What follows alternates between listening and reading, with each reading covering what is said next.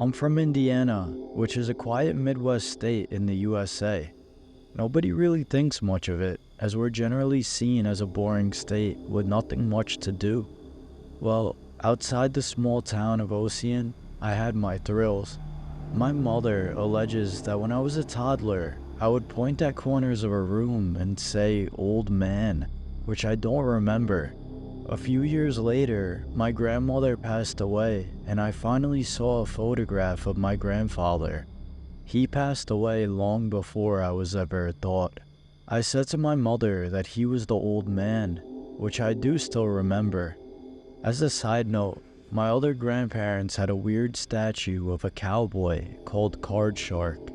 I was so terrified of this statue and would say the old man towards it. The resemblance was dubious, but nevertheless, it was part of a story when I was younger. Over the first 20 years of my life, I lived at home with my parents in one of the oldest houses in our county, built around 1865. We had a hallway on the main floor, which I always had the creeps walking by, and the stairway was unnerving to say the least. I would often hear noises, and my parents would tell me stories of things that they would say or hear. By the time I was 14, I was starting to doubt that the house had something off about it, and almost as if it was meant to prove me wrong, I had my first weird incident. In September of 2005, I recall hearing a recorded message on our telephone. The voice was blood-curdling, very gravelly, somewhat metallic, and sounded like a person with throat cancer. They said, 5 years toll. The number was unlisted, and it came in at 9:45 p.m. What's even weirder is no one remembered hearing the phone ring. I experienced a nightmare about it a few days later, and that was the beginning of it all.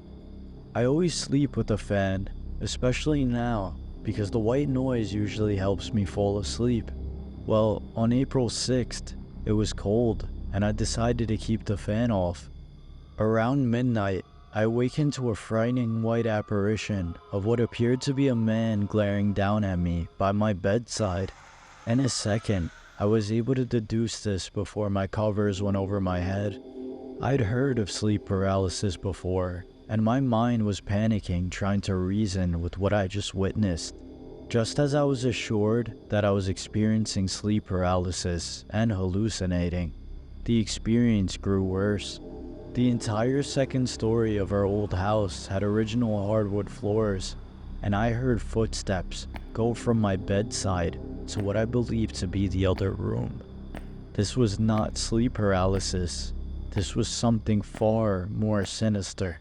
I was frozen, unable to bring myself out from under the covers to turn on my lamp.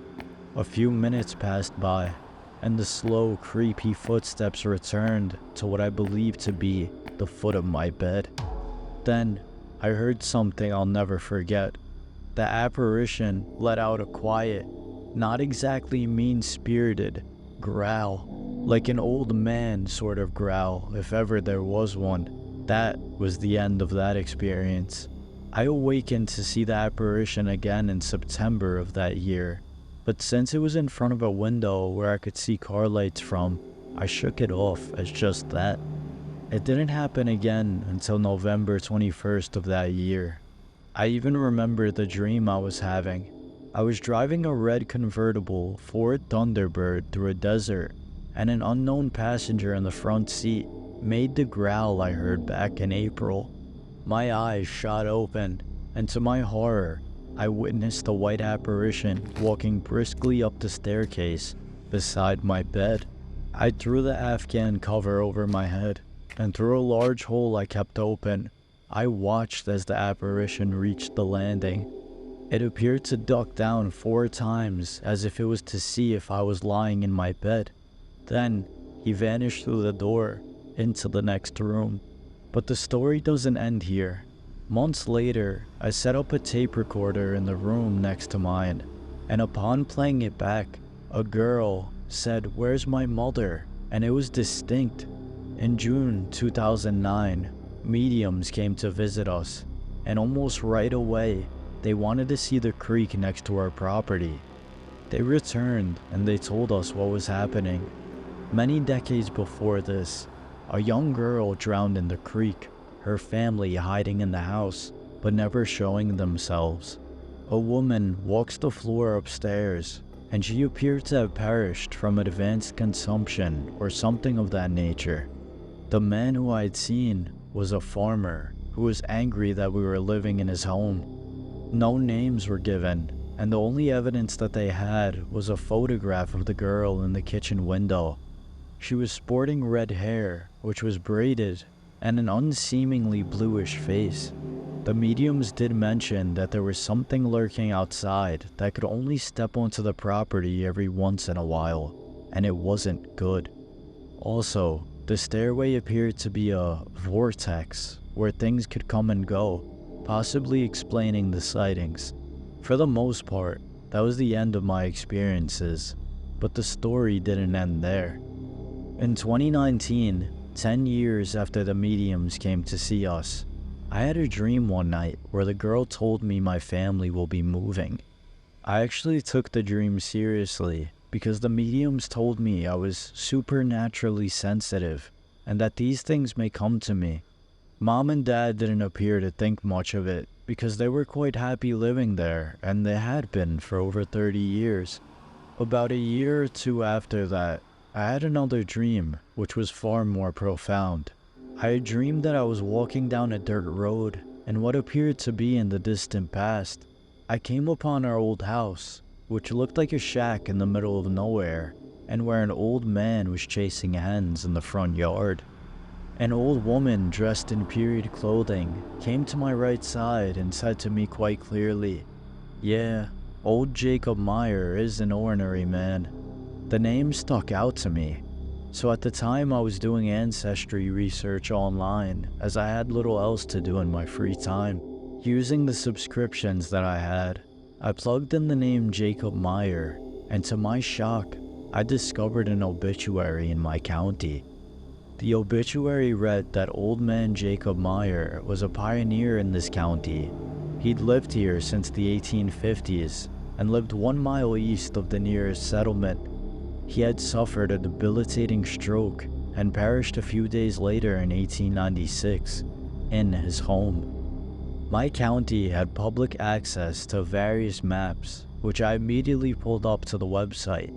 I discovered that our old house, 1 mile east of the nearest town, was indeed once owned by Jacob Meyer. Perhaps the stroke explained his weird movements whenever I saw him. As for his wife Martha, she must have been the one who passed away of advanced consumption, and the one who I, on Saturday morning, awakened to hear gasping for air. In 1906, she passed away in the house. I found her death certificate through my research.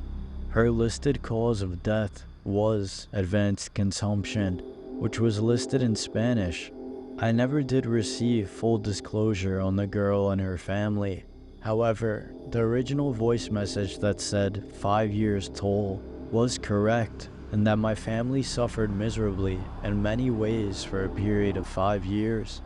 And worse still, my father ended up passing away of a stroke in 2022, and my mom had to move out of the house, for it was becoming too hard to not see him. When the realtors posted pictures online of the house, I immediately looked at them, and of course, I saw the little girl standing in the kitchen door looking out.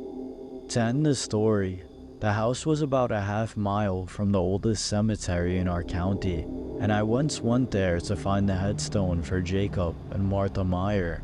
I did end up finding both, which were in a dilapidated and crumbling state. Sometime later, Mom went with me as she wanted to see it out too. I remember exactly where it was, and when we came upon the stone, it had been replaced with a new one. That cemetery, by the way, was for many years being watched over by a tree that appeared to have an extremely scary face in its trunk. My friend once took several pictures of it, and the photos all came out solid gray. I don't know exactly what's going on in my county, But what I can say is that haunted history haunts me.